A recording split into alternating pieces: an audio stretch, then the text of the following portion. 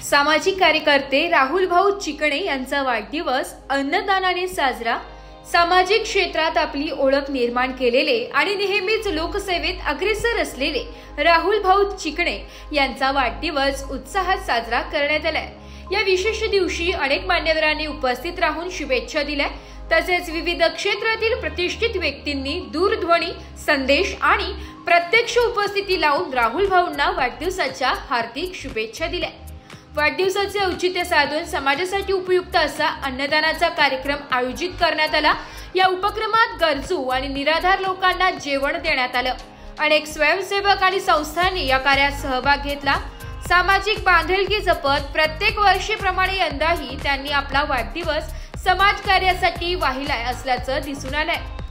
या कार्यक्रमात स्थानिक मान्यवर, राजकीय नेते, सामाजिक संघटनांचे पदाधिकारी तसेच राहुल भाऊंचे मित्रपरिवार मोठ्या संख्येने उपस्थित होते।